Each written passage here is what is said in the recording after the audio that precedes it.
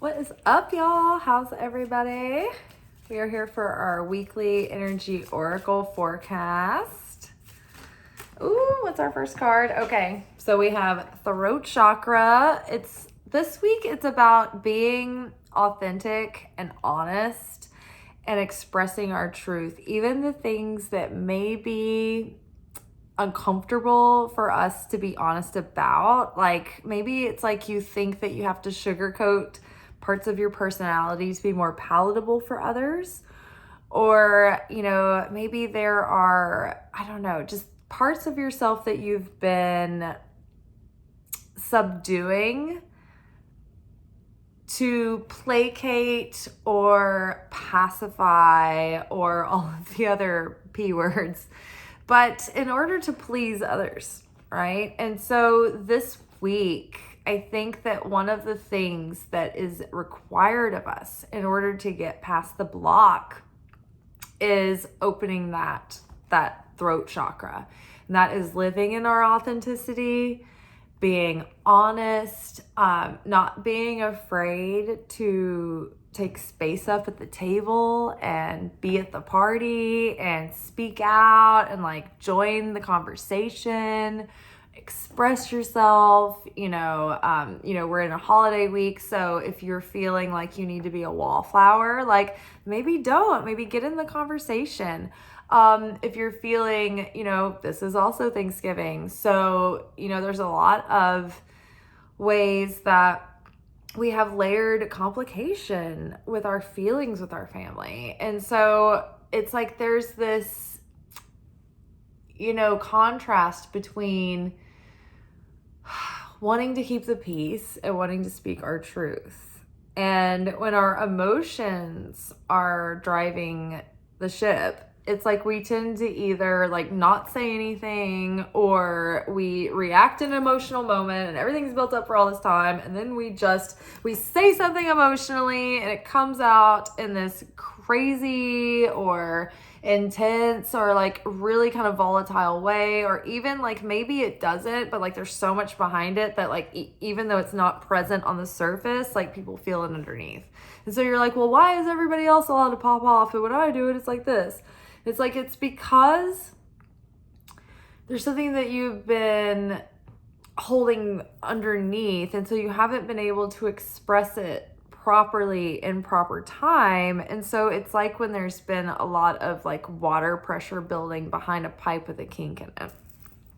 And so now it's about finding a graceful balance of being able to like be honest or communicative in a functional way that's not passive aggressive, it's not aggressive, it's not passive, it's just straightforward and honest and neutral, right? Like, and there's ways to do that it's easier to do it when you pause and you give yourself enough time not to be in like an active state of emotionally triggered, in sometimes positive ways emotionally triggered or negative ways emotionally triggered. But either way, we're rife for trigger this week. We're going into holiday season. We're traveling to our homes. The traveling is all harrowing.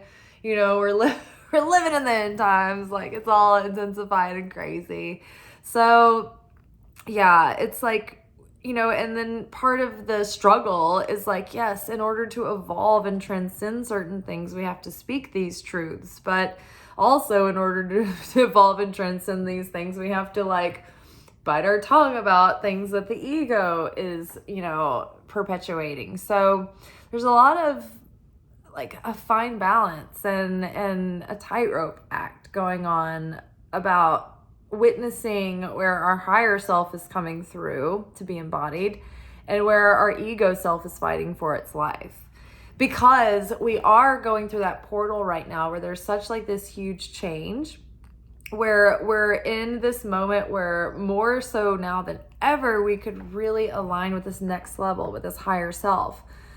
And we have to face these similar things and feel these similar feelings and feel the same similar triggers that want to come up and perpetuate the old patterns. But in order to really overcome them, we have to feel them, be in them, face the fears, face the discomfort, face the uncertainty, and then embody the new self in the moment, embody the new consciousness, face it clearly, and then address it, transcend it, choose differently, little by little. And it takes practice, and that's why there's repetition. That's why things keep coming around. That's why one thing after another. Why does this keep happening? Why do I keep it? It's always the same. It's it feels like it is, but it's cycling out. It's evolving. Evolution on a physical, mundane level takes more time than it does our consciousness level. We can see something and evolve in an instant. And that shift is light years faster than what our physical evolution can keep up with. And so the frustration is what therein lies in between. So basically, self-mastery is the art of living in fulfillment, transcended above the frustration, because we're never going to be as far as our consciousness can see that we can be.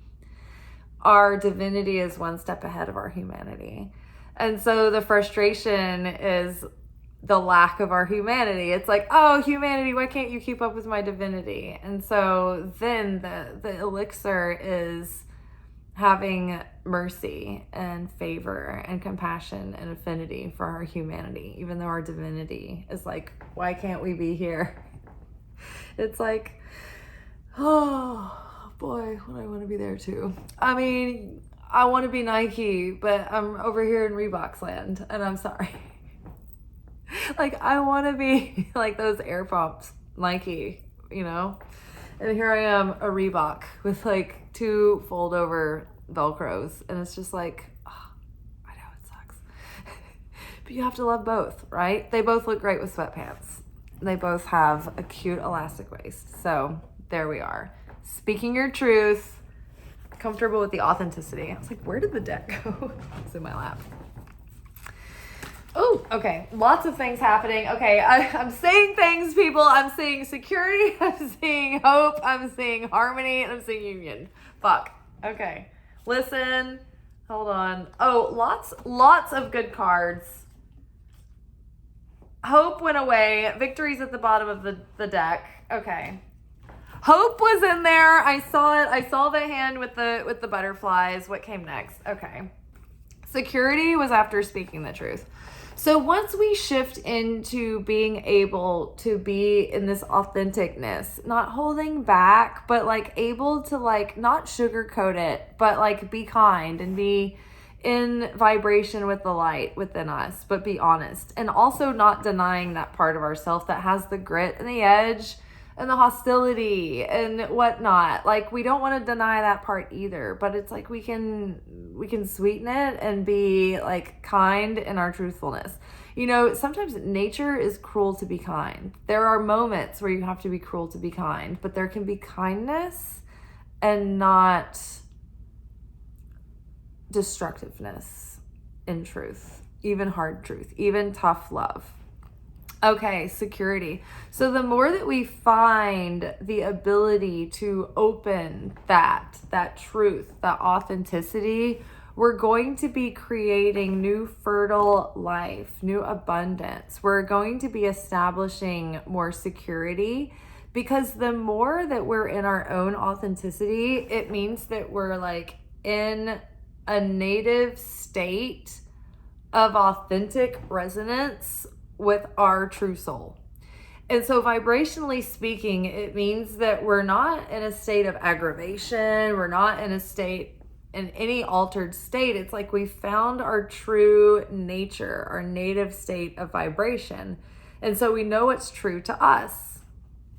Harmony. Oh my God. I didn't even think about these cards that started rapping on this. And so, that gives us a secure vibration, because we're not going to be hitting turbulence. We know ourselves to the core of our being, and we're comfortable being that. And so it's we're in this native vibration, right? And so the things that are in resonance with that native vibration will find us and align with us in union.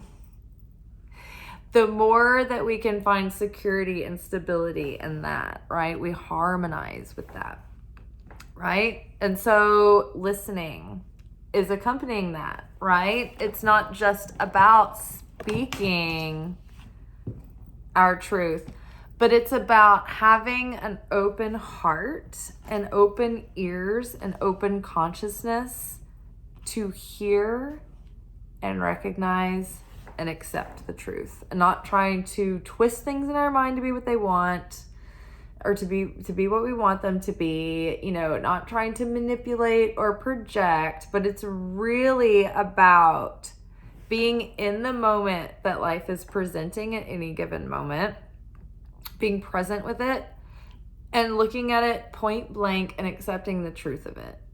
That's where it starts. That's where the power is. If you start that moment with life trying to negotiate, being in a fantasy world, not accepting what's in front of you, being in resistance, fighting, like you're in a state of grief. You're giving yourself grief, right? It's about radical acceptance. And unfortunately, many times the only way to remember radical acceptance is having it thrust upon you. And for me, the only time that I could radically integrate and embody radical acceptance was when my best friend Trace was killed suddenly. And it was something that was so finite. It was so final. I could not do anything to negotiate or fight or change that. All I could do is accept the finality of it, right? In its entirety, in its infinity, until we meet again. And so there was nothing I could do to change it. And so even though there were difficult circumstances and weird unanswered questions around the death, it was like, I knew that wouldn't solve anything. And it would only perpetuate suffering. And so in that situation, it was like the pain was unavoidable.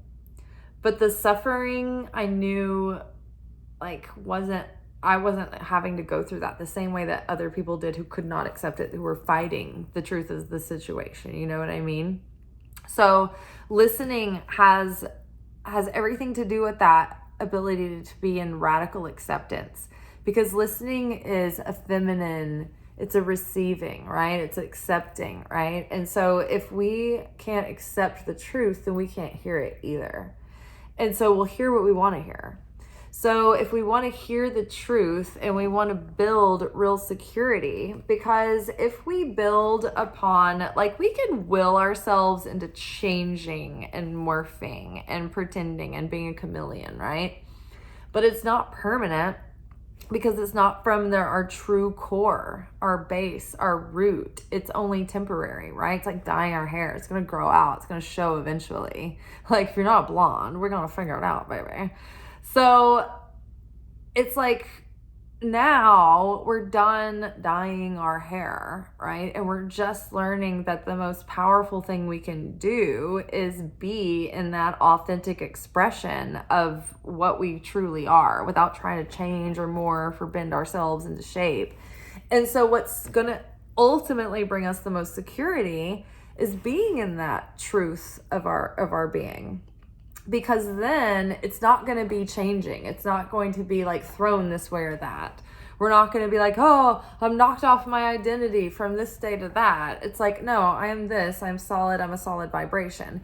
Because then once you're steady and solid, that's when you have a steady and solid enough frequency to send that out to the universe. And the universe is oh, this is the perfect opportunities professionally. This is the perfect creative opportunities. These are the perfect friends. These are the perfect adventures for you and trips. And this is the perfect trip to take at this time because this is going to happen during this time. And you're going to be here and there and it's going to be perfect for you.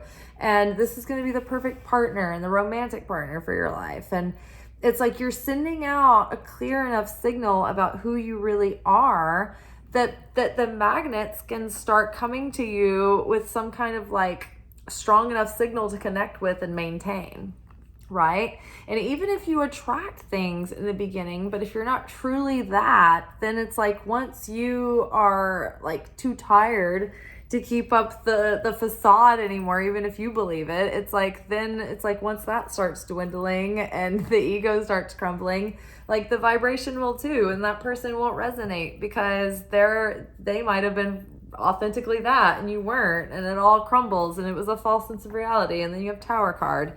So right now we're in a moment where we're lucky that all the towers have just happened. So we're like naked again. We're like naked, like Adam and Eve before the fall, before the leaves, before they took on the layers and believed they were naked and in shame, right? So now we're happily naked, and we are becoming the purity of our true selves. And we're really,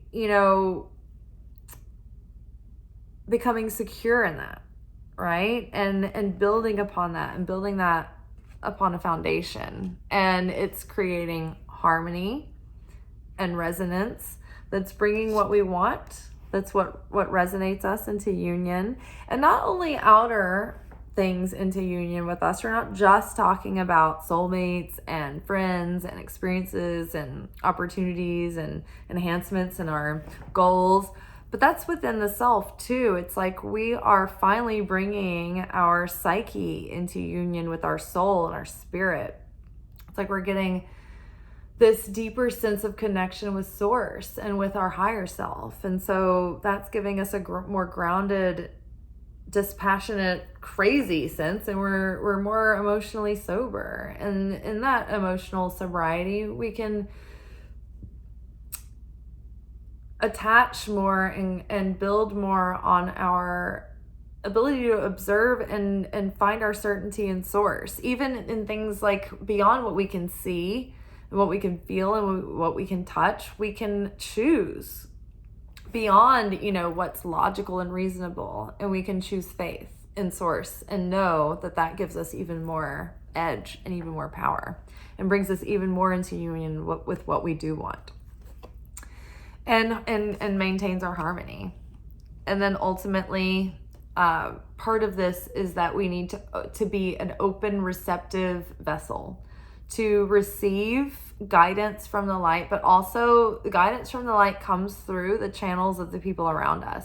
So listen to the people around you. Maybe they are delivering a message and they don't even know it sometimes, right? So listen with open ears, listen with an open heart. Don't go looking for things, because when you look for something, you'll find it. But like, if something catches you, like the universe is like, hey, listen to that. When you are speaking to people, listen to them. Listen to the context of what they're saying, what's underneath what they're really saying. There's energy behind the facade they're presenting. And so you may be talking to a person that's very like, oh, wear my heart on my sleeve. Like, I'm not going to hide. You may be talking to a person that's like, I'm going to hide everything. I am not going to have my heart on my sleeve. I'm going to put up a facade. I'm putting up a performance, and I know I am. But the most dangerous and the most common people we deal with are the people who are not genuine, and they don't realize that they're putting up a facade, and they're faking it all the way through, and they don't even realize it. And those are the most dangerous, and those are the ones that we're faced with mostly every day.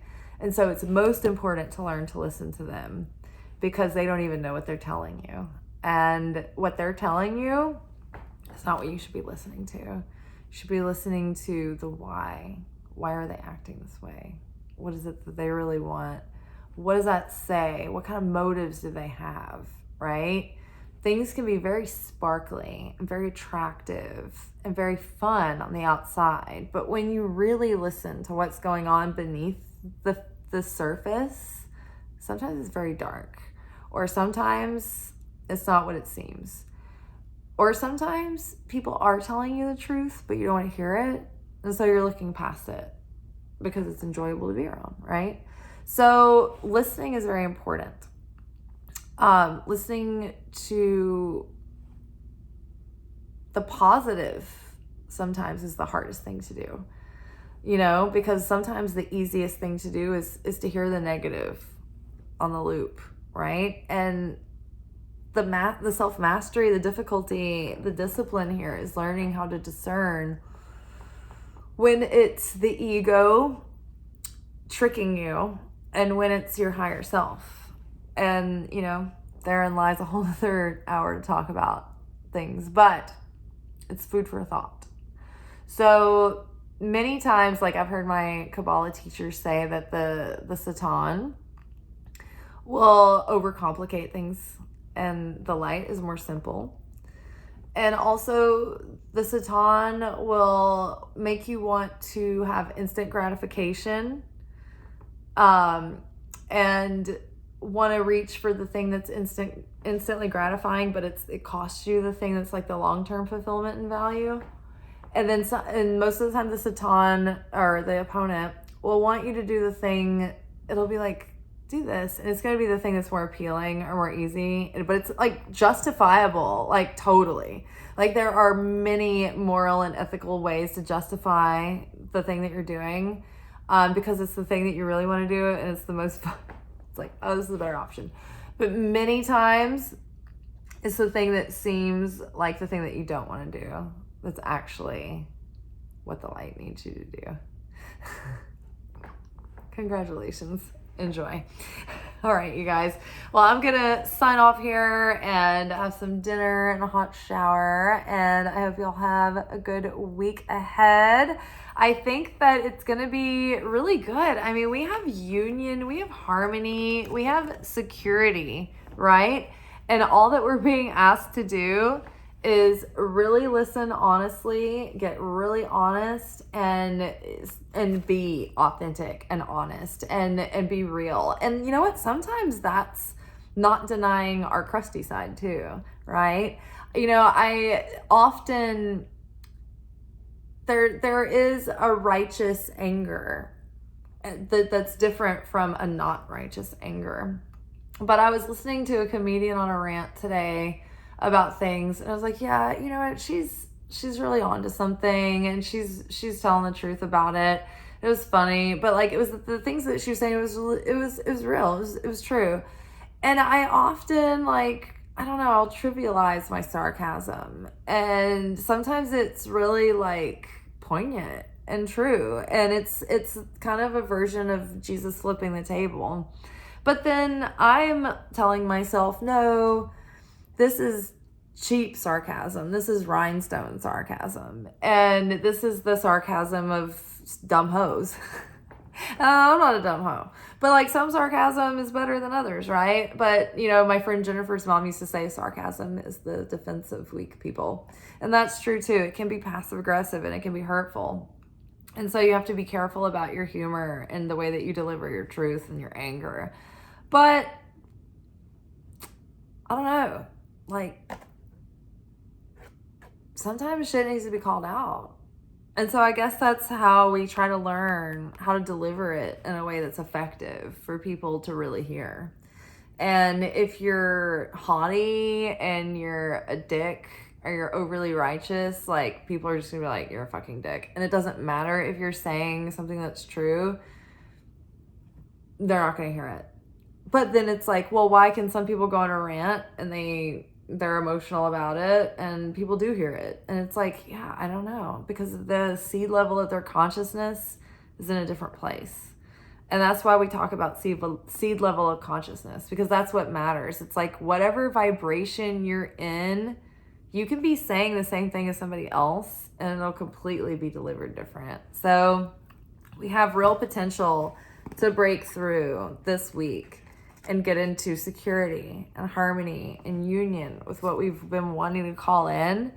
But it's hitting that Goldilocks zone of being honest with what we're taking in and hearing, opening our heart and listening with a full and open and honest heart. And then also living and speaking that and living in that kind of integrity as well. All right. It's simple, but it's not easy. Ciao.